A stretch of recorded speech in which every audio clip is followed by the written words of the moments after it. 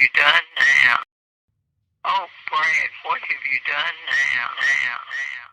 Hello, everybody, and welcome to the Brad Gilmore Show on demand. We have a fun show for you today, as we always do. It's nice to be back here on a weekly basis. That's right, the Brad Gilmore Show is back. It's back, baby. Every fake Monday morning for our long-term listeners, you know what that means. But every Monday morning, I'm going to be back with a new show, whether it's going to be a celebrity interview, whether it's going to be a diatribe on something that I thought about over the week, or whether it's going to be a breakdown of something that I love, be it movies, sports, or whatever else I like. I don't know, but the boat is going to be here every single Monday. Isn't that right, Leah Thompson? Oh, my God. You're my dream boat, for sure. Yes, that is right, and that is Leah Thompson calling me a dreamboat. For anybody who hasn't checked it out already, go check out my book, Back from the Future, a celebration of the greatest time travel story ever told, or go check out the Back to the Future, the podcast, available on your podcast app, your favorite podcast app. It's going to be there. Today on the show, I have a delightful interview with a delightful human being. I talked to the legendary, and everyone I talk to, I believe, is legendary, but this man really is legendary. I talked to the legendary Jim Belushi. Jim and I talk about his brand new show on the Discovery Channel, Wednesdays at 10, called Growing Belushi. Yeah, the name says it all. Jim Belushi is now a marijuana cannabis farmer in Oregon, and he is doing a lot of things to help destigmatize marijuana, to help prisoners get out of prison who are serving nonviolent marijuana-related crimes in states where now it is legal for even recreational use. He's trying to help the people, and you can't help but love that. So I talked to Jim Belushi about this. We talked over Zoom last week. Now, here was the cool thing. I had him for, I think the publicist told me 30 minutes. And I was planning it out. I'm like, you know what? I don't know if I'll keep him for 30. I mean, if we're going to touch just on the show, I'll keep him for about 20, 25. And that's what the interview ended up going. But before the interview ever started rolling, Jim and I talked for at least 10 minutes about sports, the dedication of athletes, all kinds of really fun and cool topics that didn't make air. Like, there's a video of the interview out here if you want to see it. It's on Reality Wrestling's YouTube channel. It's also on the Schmodown Entertainment Network on YouTube as well. So you can check out videos of most of these interviews, if not all of them, on those channels. But this one, I didn't air that part of the interview because we were kind of off air and just chatting. But I think here on the podcast, it would be more than okay to talk about it because we discussed something that was really interesting about rooting for athletes. Because he's a big Chicago sports fan. I'm, of course, a massive Houston, Texas, everything fan. And before we started, I said, hey, man, I hope you don't mind. I'm an Astros fan. I know you're a Cubs guy, so I just wanted to throw that out there. And we start talking about it, and I just wanted to share that. So what I'm going to do, I'm going to play the interview proper, and then right at the end, I'm going to play that special 10 minutes of audio with Jim Belushi that no one has heard before, and now you will be the first. Check this out here on the Brad Gilmore Show on demand, my interview with Jim Belushi. Oh, Brad, what have you done now? Oh, my God. You're my dream boat, for sure. And he joins me right now, the legendary Jim Belushi for the new series Growing Belushi on the Discovery Channel Wednesdays at 10. Jim, welcome to the show. Thanks for doing this. Oh, well, thank you. It's good to be here. It's nice to be talking with you, Brad. Yeah, no, man, you know, what's crazy, I heard about this show, and maybe 10 years ago, a show like this wouldn't have existed, right? I don't think America would be ready for it. Let's talk about maybe a year ago. Yeah, even that, a year ago. It took me a long time to sell this show. And first of all, Live Nation, Michael Rapino, who runs Live Nation, I went to him. And in 8 minutes, he said, how much money do you need? This is a great idea for a show. Let's go sell it. It was a hard sell because it's about cannabis, and they're worried about advertisers. And Discovery took the risk. So between Michael Rapino and Discovery, I'm just blessed that there's men out there and women out there taking the risk. And it's not a stoner show. It's about growing cannabis, growing as a person. It's got music. It's got great humor in it, great relationship. It turned out really well. We did very well last week, so I'm very excited about this coming week.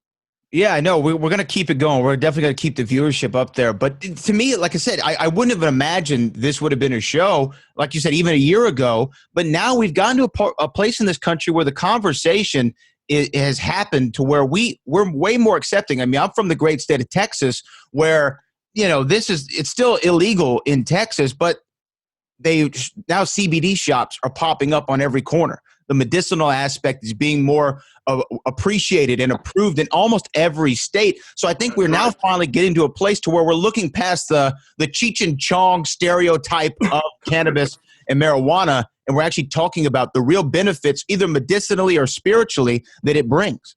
Well, you're preaching to the choir here, man. I mean, that's what the show is about. It's about educating people. Look, at whether you're red or blue, or it doesn't matter where you are, we all have one thing in common. We all have medicine in common. We have anxiety in common. We have sleeplessness in common.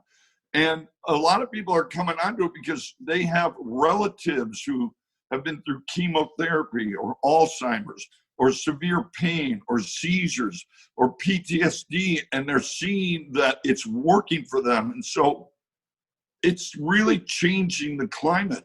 I mean, I'm sitting at dinner with my mother-in-law, who's 80, with her 84-year-old boyfriend. And, she has two couples there. They're, 80s, 79, one woman, and me. My wife was out of town and she thought I'd be lonely. I went, no, but okay. Anyway, they're very conservative people, nice people. I was a little nervous. And when the subject came up that I was growing cannabis in Oregon, they just leaned into me like, my shoulder hurts, my hand hurts, I can't golf anymore. I don't sleep very well. Do you think does it calm you down? And the one woman, she's 80, she goes, does it make you feel good? I want some of the stuff that makes you feel good, right? So I do not run into naysayers, only curiosity. And that's why this show is great, is because I'm growing cannabis and I don't know what I'm doing. And as I learn, so does the audience. And what they learn is that this is agriculture. This is a medicine. It's grown with safety, care, love, and it is tested and pesticide free. And I talk about dosage. And, to start with like a candy bar, 2.5 milligrams to go to sleep. I'm not a stoner. I'm not a guy who gets blasted. I take a little chocolate to go to sleep, and I take one hit off this little teeny joint called cherry pie. I call it the marriage counselor because it's low THC, high in terpene values, which create a great entourage effect. And it just makes me so nice and charming. And when she chats, 2,000 miles a minute, I watch her now and go, oh my God, isn't she cute? Opposed to, I'm going to the bathroom and not coming out for 2 hours. I called the marriage counselor and I sold out of it in Oregon because I told that story, Yeah, no, I mean, but again, it's like you said, it's knowing the benefits to it, whether it be medicinal or otherwise. I know in Oregon, it's completely recreational. You can go into a multitude of stores and buy it in whatever form. But even the states where it's not, those medicinal purposes, I remember reading Governor Jesse Ventura's book. He had a book that he put out called The Marijuana Manifesto, and he talked about how his wife was suffering from these epileptic seizures. Oh, it knocks it right out. Yeah, he was saying she was having 3 or 4 a day, and the medicine that her doctors gave her not working. 3 drops of cannabis oil under the tongue 3 times a day. She hasn't had a seizure since. Let me tell you about Heather. Okay, this woman in Colorado Springs. Her son was having 40 seizures a day. All right, this woman she never slept in her husband's room. And because she was always there, 17 different protocols they tried. He was going into hospice, and she finally did the CBD, and it stopped. He had like 1 seizure in 6 months. I mean, it's I hear story about this stuff. And she is like this beautiful woman who is now making it available for other families that suffer, because the number one fear in life is death, but the number two fear in life is the collapse of family. And families collapse because of a death in the family, like mine, extreme illness, like Heather's son, that she said, our marriage was over until that CBD came in. Losing a job, a divorce is traumatic. You know, Brad, I think everybody is screaming inside. And we all find a way to medicate it. The most easiest medication, of course, is alcohol. But it's depressant, it makes you hungover. Alcohol can go into alcoholism. Again, collapse families, kill people on the highways. Then there's pills, there's opiates. Well, we know what that does. There's Xanax and Ambien.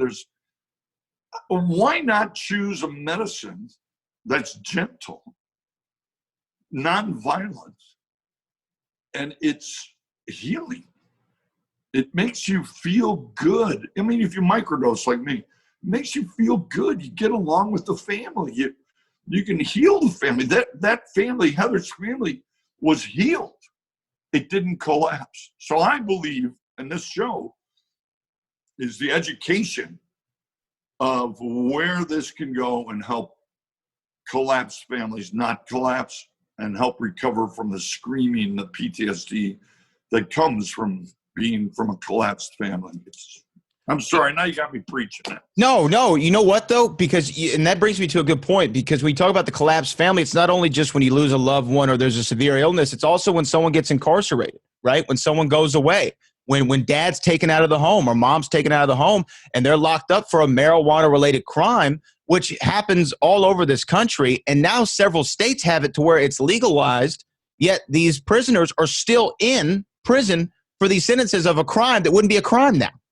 Well, I got to tell you, I'm part of the Last Prisoners Project with Steve D'Angelo out of Oakland. There are 40,000 people incarcerated just in the United States for cannabis crimes. And we've been working very hard trying to get Michael Thompson, who was sentenced to 40 to 60 years for 3 pounds of cannabis. He's been in prison for 24 years. Yes, that collapsed his family. And now at 65, he just got COVID and he's in the hospital, the prison hospital in Michigan. And we've been fighting, and the state's attorney just this week, like yesterday, is aware of it and working on it and sending a letter to the governor trying to get Michael Thompson out. But there's thousands of people in there for a nonviolent crime that we are out here profiting, selling, enjoying, and they got nailed for it. So yes, there's that incarceration is definitely a trauma. Yeah, absolutely. And I just appreciate the work that you're doing, trying to get these guys and girls out for these crimes. But it's one thing to say, I'm going to do this show about growing Belushi. I'm going to do it about the Belushi farm, working on growing this cannabis. But it's another thing to actually do the show and figure out how you're going to make a full season out of it. I experienced this earlier this year. I published my first book. It was about Back to the Future, the movie Back to the Future. And I sold it to the publisher, and then they were like, I sold the idea. And then they said, okay, go write it. And now I'm thinking, how the hell am I going to write a whole book about this? So, you know what I mean? So for you, when you pitched it, and you sold the idea to Discovery, was it like, wait a minute, okay, how am I going to space this out into a full series of shows? You know what? I had the opposite problem. I've been filming stuff on my farm for 3 years. I went down to Colombia with my cousin and my friend James Orr, and we picked up a camera crew, and we went hunting for seeds for 9 days, improvising the whole time. I got 29 hours of Colombia alone. The truth of the matter is, it's 3 one-hour episodes right now. I could have made 8. To edit it down was just so difficult because there is so much involved with what's going on. And like I said earlier, it's not a stoner show. This is that's why Discovery liked it. There's real processing in it where you understand everything. And the added bonus of humor. music. Danny Aykroyd's in it. We do the Blues Brothers. Going to Colombia is exotic. Harvest party with my family. It's just, I know. I honestly, God, I think we could have done 8. So when they pick this up, we'll do a full season. I know I'm doing an opiate trade program in Portland. I'm going to go to Canada. I'm going to go to Israel to do more about the CBDN, CBDG, breaking it down into medicine. I'm going to go down to Jamaica, South Africa. I want to go back to Colombia, and we'll also be in the farm expanding I got tons of stories. I got tons of stories. I can see that. So hopefully we get to see more of them. Again, Growing Belushi Wednesdays at 10 on Discovery. But, you're still in this entertainment sphere. What you're doing it kind of a little bit different now, talking about the cannabis aspect of things. But for me, my oldest brother, he's in Chico, California. He became a doctor. He's a psychiatrist. And to me, when your oldest brother sets the bar that high, mom and dad are looking at you like, you better do something, right? We're not going to accept anything less. So I felt that pressure. So I went a different way. I said, I'm not going to follow in my brother's footsteps. I'm going to go try something else. So I don't have that comparison. You did. You went Second City, Saturday Night Live, same like your brother John did. Did you ever feel that pressure? Because your brother was such a huge presence in everyone's lives. I would think that might deter me. I understand that question, and no doubt there is certain pressure, but it always came from the outside, not from the inside. I come from a family. My father was an immigrant who, came here and was a dishwasher, a valet parker, and he worked his way up in a restaurant to eventually owning his own restaurant, the cheeseburger restaurant in Saturday Night Live, actually, the Olympia Lunch. And then to steakhouses, and John and I started working for him. And so you have a model in your home of what is possible. So the possibility of running a restaurant was mine. Thank God my dad lost the restaurant. John went into acting, and now I said, okay, there's someone else in the family that's finding a possibility. And they are blazing a road for you to follow. So I looked at it that way. Like, hey, man, when I started singing with the Blues Brothers, Danny forced me to do it. I didn't want to do it. I thought it was too weird. Absolutely not. Absolutely not. It's like a law firm. When one of the partners goes down, the brother takes over. And I go, you're not weird about it? He goes, absolutely not. You'll make a fine Brother Z, not Brother J, Brother Z, your shade of blues. Well, I got on stage and started singing, and that crowd went crazy. And I just looked up and I went, thank you, John. Like blazing this music thing, because this is one of the most joyous things I've ever done in my life. So he opened up possibilities. That's the way I look at it. Yeah, you know what? That's a really good way to look at it, because he did, and you were able to also, though, not only follow in his footsteps in certain aspects, whether it be SNL or what have you, but you went and did your own sitcoms. You have this show. You're so successful in so many different ways. I want to ask you this, though. In my career in the sports world, you get to meet a lot of cool people. I get to talk to Jim Belushi. I get to talk to all these people. But I had one moment earlier this year where I was like, oh, wow. I'm actually in this. It was in Las Vegas. There was a big heavyweight championship fight, and I found myself face-to-face, nose-to-nose with Mike Tyson, and we had a full conversation. He was so warm and welcoming. It wasn't on the air or anything. We were just having a private chat, and I was like, oh, wow, I'm really in this now. What for you was that moment when you were out there in L.A. and Hollywood, even if you've been in for a few years, where you're either on a set or on a show or in front of a crowd, and you're like, oh, wow, I'm actually here now? There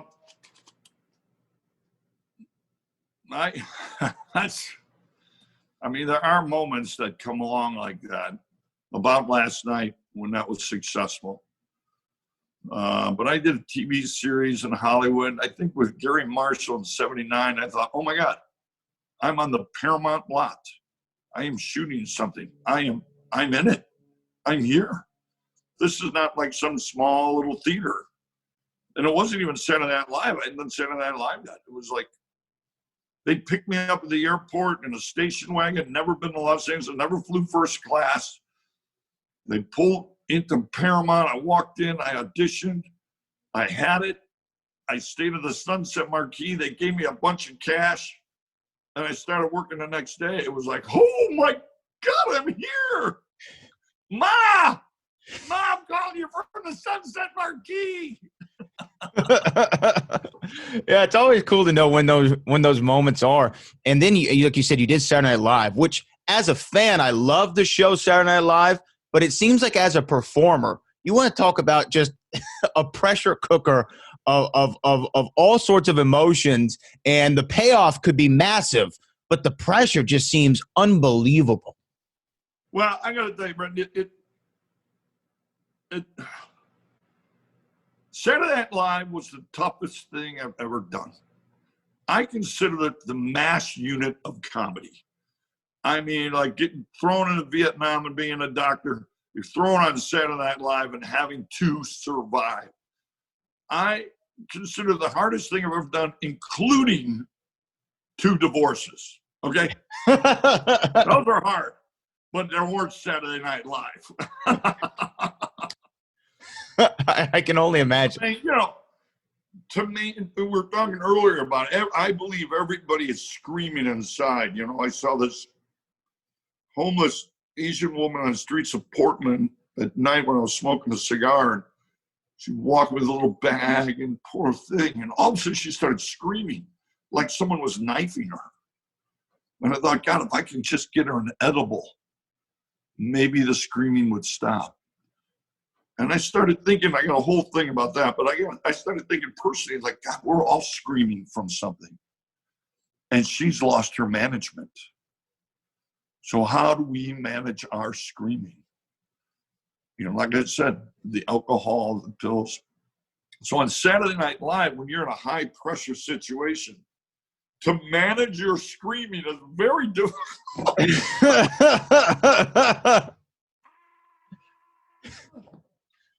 And I got to say, Dick Ebersol really helped me a lot.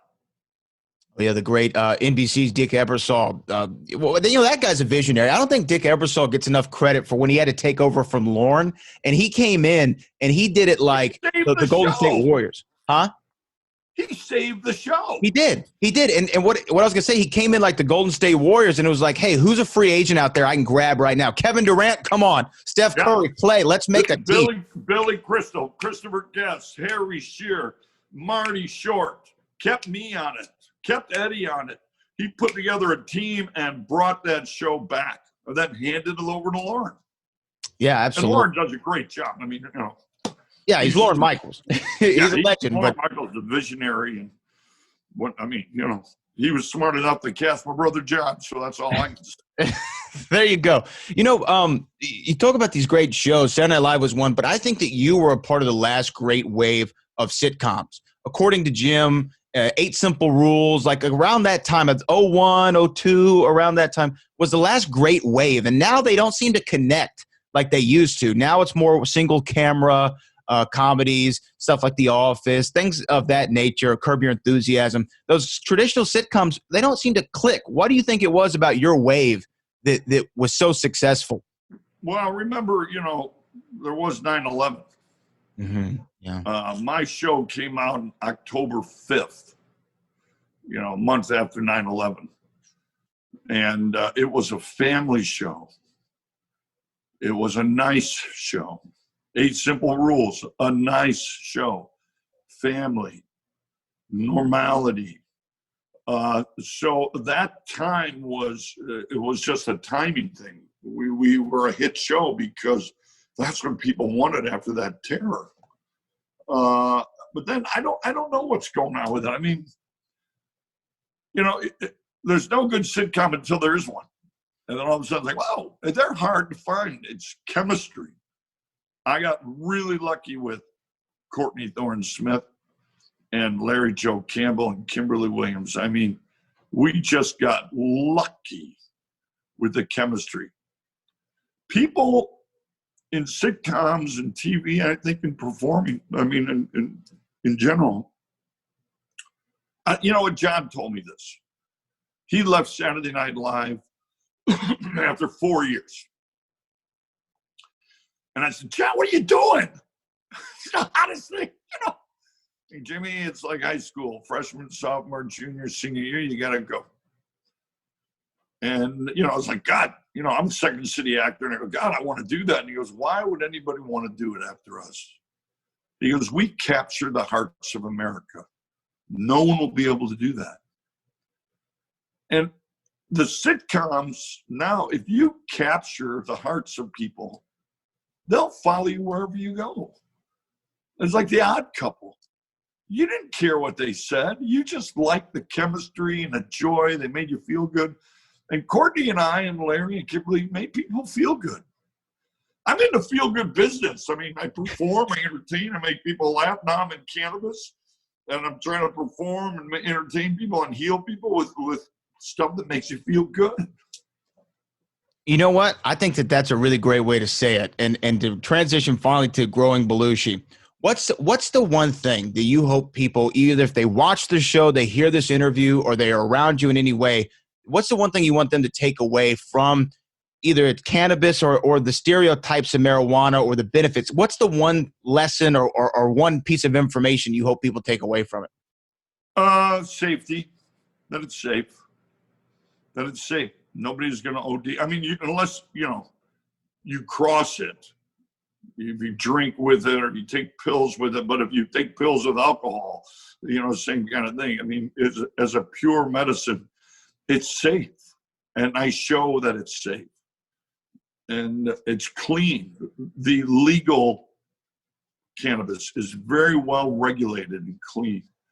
And like I said earlier, there's a woman I know, very conservative woman, my bookkeeper. Her mother, has got a little Alzheimer's, and she gets aggravated, and I got her some little gummies, little chocolates. She thinks it's a little chocolate, and it soothes her. And she doesn't even know what it is. And she's like, where's that little candy you got? That was so good. And it just heals people, and it's safe to give your 82-year-old mother who's getting dementia and getting aggravated. I just wanted that it's safe. You know what? I think that's a great lesson. I think that's a great also place to leave this. Jim Belushi, the show is called Growing Belushi, Wednesdays on Discovery, 10 p.m. Set your DVRs, however you got to see the show. I'm sure it's streaming somewhere as well. Make sure that people go out and see it. Jim, I really appreciate this conversation. What a joy you are to talk to, man. Talk with, man. Good luck with the book, man. I'd love to find a way to get you one. I would love to get you. Back to the Future was a huge movie in the 80s. I'd love to get you a copy. Of the book? Of the book, yes. You finished it. It's done. I have it around here somewhere. I have it finished. It came out. It went to #1 on Amazon. I was really happy with it. So thank you. Yeah, man. Congratulations. I'd love to send you one, though. I wrote a book. It was almost as hard as Saturday Night Live. You know what, though, the thing that got me about it is everything that I've done is talking to another person, or it's a collaborative effort. I'm working with somebody on a show. I'm working on this. I'm working on that. And then a book is an independent venture where you're sitting there in front of a keyboard trying to produce entertainment for people without being audible and without working. It was so hard. It was the hardest thing, man. There's a poem Dylan Thomas wrote about him as a writer. It's called In My Craft or Sullen Art. Exercised in the still night when only the moon rages and the lovers lie abed with all their griefs in their arms. I labor by the singing light, not for the strut and the charms on the ivory stages, but for the lovers who pay no heed or wages for my craft or sullen art.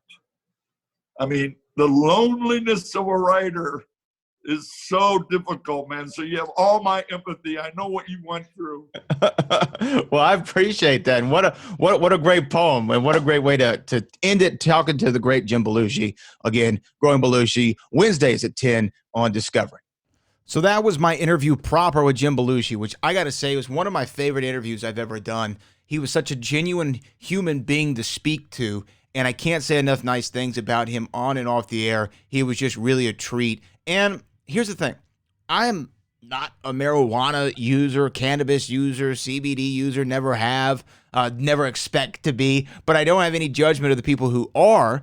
And I think that he's doing something that is very good for people, both medically, spiritually, and otherwise. And to me, if you're in prison right now for something that is now legal outside of those prison walls, I don't think that you should be remaining inside those prison walls. Do you know what I'm saying? Especially when it's for a non-violent crime. Now, if it was a violent crime, that's a whole different thing. But go check out Jim's work with the Last Prisoners Project and check out Growing Belushi. Again, I've watched the show. It's a really fun show. It's funny and informative. Just everything that you want from a Discovery Channel original. So definitely go check that out. But here we go. This is my special off-the-record interview with Jim Belushi, where we talk about sports and our appreciation for athletes. Check this out. This is exclusive right here on the podcast feed. I hope you like it. We good? We're good to go. Getting better at this Zoom thing. I think that we all have to work on this skill. It seems like we're going to be doing it for a little bit while longer. Yeah, that's true. Yeah. Actually, for me, it's quite lovely because when I do these press junkets for, opening and launching stuff, I'm flying to Chicago and Dallas and New York, and I'm like moving in and out of cars, up elevators, signing. This is like, I'm going to have a little breakfast, and then I'm going to talk to a national outlet. Yeah, we've had to get used to it, but I'm like you. Not having to make that commute into the station and wait for people to get there. And then there's traffic, there's delays, there's this, there's that, there's the other. I can just come to my little room, set up, and talk to Jim Belushi. Here we go. You know what? We might as well start right now. We'll just roll right into it. He joins me right now. Go ahead. I'm sorry. Yeah. Before you roll, I'm a Cubs fan in Chicago. I'm not a big statistics guy, so don't bust my balls, okay? It's okay. I'm not going to hit you with any stats or anything. Yeah. I'm an Astros fan, so I don't know if we can be friends or not, but I think we'll be all right. Hey, you know what it really comes down to? I love watching great athletes. I don't care what team they're on. I mean, they work so damn hard all their lives, going through that college ball, the competition, the injuries. I love seeing men have success in their craft. Now, the last 7 games of a World Series, I don't love them so much. But I do enjoy the challenge, man. I'll tell you that Boston Bruins, Chicago Blackhawks Stanley Cup series was one of the most beautiful. I mean, talk about athletes at the top of their game, everyone on both teams. I mean, it was just down to that last minute, 17 seconds. Otherwise, that's exciting, man. Well, I tend to like watching those hockey series more because home court really doesn't come into play as much. You can be down 3-1 or 3-0 and still come back and win 4 games in a row. It's a real fun sport to watch. Oh yeah. It was beautiful, and in Boston, particularly during that series, it was such a tight series. And it was funny because I got a ticket from the Blackhawks to sit in, Boston, in the stadium there. And, they're all Boston fans around me. I got my Blackhawks. I mean, the cheering, the teasing. It was lovely. They were fun. They weren't, right. Nobody was mean or saying anything mean. And at the end of the game, when we surprisingly won, they all stood up, shook my hand, said, "Great series. Congratulations." Can't beat that. Because we're all in it for the study, the craft, the art of beauty. I mean, these men and women in sports, but just... So, yeah, I can talk to you if you're an Astros fan. Okay, good. It's funny. I just had that conversation yesterday to where I've gotten to the point in my life finally where even if I'm watching it, my team play and the other team makes a great play or a good series or a great game, great pitch, great shot, I appreciate it now. I said, that was a great play. That was great. But you know where the training came? The training came with Michael Jordan. Yeah. You know, I mean, you could be from Boston, you could be anywhere, but when you watch Michael Jordan play, he transcended team and took athleticism into a place where, how are you going to hate Jordan? You can't. You have to appreciate greatness. That's what I say. You got to appreciate greatness when you see it. I was in, before the pandemic hit, I was in the Toyota Center in Houston, Texas, Rockets versus the Lakers. And when they're doing the opening announcements and LeBron James walks out, LeBron James got the biggest crowd reaction, bigger than the entire home team. Because, like, that's LeBron. We got to give love to him. Of course. Right. It's beauty. And, you know, the way players move from teams to teams nowadays, from football teams and baseball, I mean, it's, you know, it's really about watching great athleticism. Yeah. Yeah, they move so much, and it's like the old Jerry Seinfeld bit where he's like, you're just cheering for the laundry. You're just cheering for the clothes. You know? Well, I do have to say that Cubs laundry, you know, I was changed in those diapers. Right. You know, it does, blue runs off on you, you know. Right, and right. Now I can at least participate in conversations because we have a World Series. Right, you know? I hear you. Well, see, again, Astros fan, the White Sox, they swept us in our first time we were up there, and then finally we have one, but it has an asterisk next to it, but that's neither here nor there. Nah, asterisk is just a pretty little thing, man. yeah, it's like an accoutrement. Yeah, but, it's like an umlaut. There you go. No one knows what it is, but it looks nice. Yeah, umlaut's cool, right? Okay, we'll get rolling here in 3, 2,